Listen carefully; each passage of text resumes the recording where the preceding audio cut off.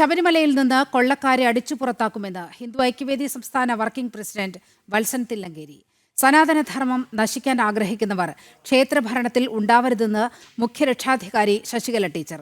ക്ഷേത്രഭരണം ഭക്തർ പിടിച്ചെടുക്കാനായി കൊച്ചിയിൽ നടന്ന ടെമ്പിൾ പാർലമെന്റ് കർമ്മ പദ്ധതികൾ ആവിഷ്കരിച്ചു. ക്ഷേത്രവിമോചനത്തിനായുള്ള പോരാട്ടത്തിനും ആഹ്വാനമായി. സംസ്ഥാനത്തെ ക്ഷേത്രങ്ങളിൽ നടക്കുന്ന കൊള്ളയും അഴിമതിയും ചോദ്യം ചെയ്യുന്നതായിരുന്നു ഹിന്ദു ഐക്യവേദി മുഖ്യരക്ഷാധികാരി KP ശശികല ടീച്ചർ സർക്കാരിനും ദേവസ്വം ബോർഡിനുമെതിരെ അവതരിപ്പിച്ച കുറ്റപത്രം. ക്ഷേത്രങ്ങളിലെ മൂർത്തി നിയമപ്രകാരം മൈനറായതിനാൽ മൂർത്തിക്കെതിരായ കുറ്റങ്ങൾ പോക്സോ വകുപ്പിന് സമാനമായി ജാമ്യമില്ലാ കുറ്റമായി കാണണമെന്നും സനാതനധർമ്മം നശിപ്പിക്കണമെന്ന് ആഗ്രഹിക്കുന്നവർ ക്ഷേത്രഭരണത്തിൽ ഉണ്ടാവരുതെന്നും അവർ പറഞ്ഞു.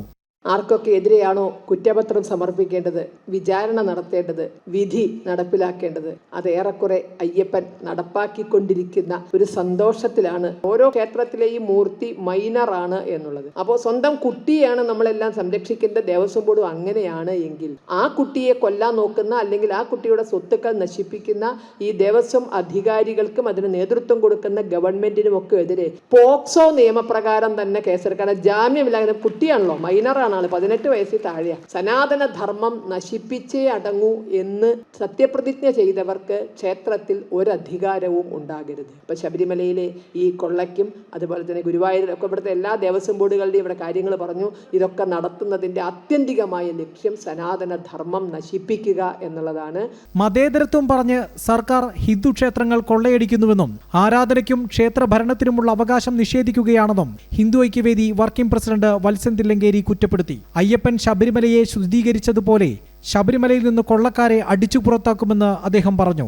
സർക്കാർ നിയമവിരുദ്ധമായാണ് കാര്യങ്ങൾ ചെയ്യുന്നത്. മതേതരത്വം എന്ന് പറയുക, ഹിന്ദുക്കളെ മാത്രം ഏകപക്ഷീയമായി ഇതുപോലെ കൊള്ളയടിക്കുക എന്നത് നിയമവിരുദ്ധമാണ്. നമ്മുടെ ഹിന്ദു ഭക്തന്മാർക്ക് ആരാധനക്കുള്ള അവകാശം നിഷേധിക്കുന്നു, അതുപോലെ തന്നെ ക്ഷേത്ര ഭരണം നടത്താനുള്ള അവകാശം നിഷേധിക്കുന്നു. ശബരിമല കൊള്ളക്കാരുടെ കയ്യിലായപ്പോൾ ആ കൊള്ളക്കാരെ അടിച്ചു തുരത്തി വെട്ടേണ്ടവനെ വെട്ടി, കൊല്ലേണ്ടവനെ കൊന്ന്, നിഷ്കാസനം ചെയ്യേണ്ടവനെ നിഷ്കാസനം ചെയ്ത് ശബരിമല ശുദ്ധീകരിക്കുന്ന പ്രവർത്തനമാണ് അയ്യപ്പൻ ചെയ്തതെങ്കിൽ ആ അയ്യപ്പനെ സാക്ഷി നിർത്തിക്കൊണ്ട്, അയ്യപ്പനെ പ്രാർത്ഥിച്ചുകൊണ്ട് ഈ കൊള്ളക്കാരെ മുഴുവനും അടിച്ചു പുറത്താക്കാൻ വേണ്ടിയുള്ള അത്യുജ്വലമായ ഒരു പോരാട്ടത്തിനുള്ള സമരാഹ്വാനമായാണ് ഈ പാർലമെന്റ് ഇവിടെ സമാപിക്കുന്നത്.